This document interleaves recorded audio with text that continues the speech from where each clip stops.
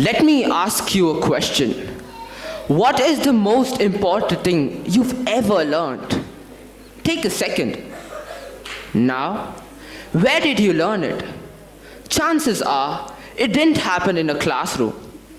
I learned money management not from a textbook, but by watching my father handle real money in his business, making decisions, taking risks, dealing with loss. I learned the importance of communication not from an English lesson, but by watching how he spoke to customers and dealers, how words could build trust or break it. None of this was part of my timetable. None of this was part of a syllabus. And yet, these are some of the most important things I know. And still, for over 12 years, we tell students that learning happens in one place, one building, one timetable, one method. But the world doesn't work like that. So here's the question I couldn't stop thinking about. What if school was never meant to be the center of learning, but just one learning center among many? And then that question led me to an idea I call learning with a difference. A system where the world becomes the classroom. School becomes just one part of learning. In this system, students still go to school.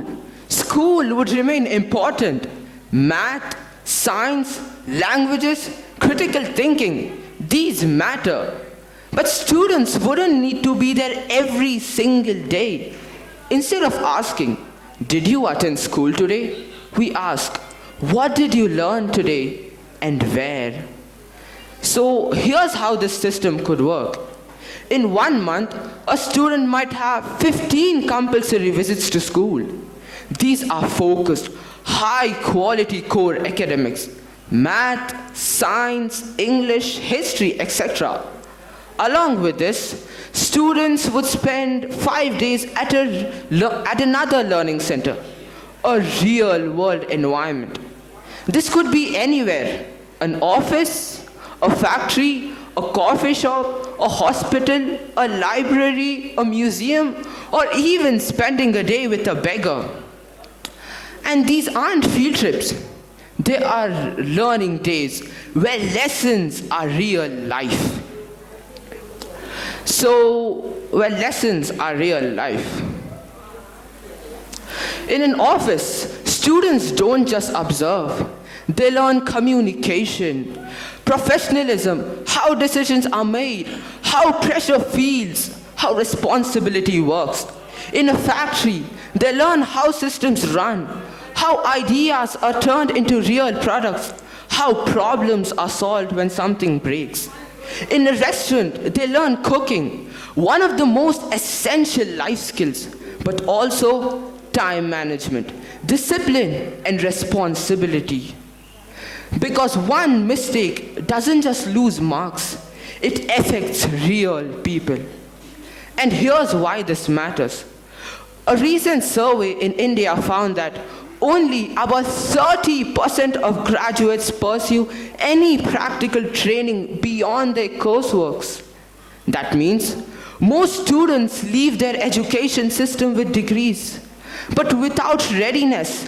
And this isn't just an Indian problem. Globally, 77% of recent graduates said they learned more in just 6 months on the job than during their entire degree. That statistic should make us uncomfortable because it tells us something important. Learning works best when it's connected to real life. This system also gives students something we rarely offer: choice. Students choose their learning centers based on curiosity, not marks. A student interested in technology spends time in a software company.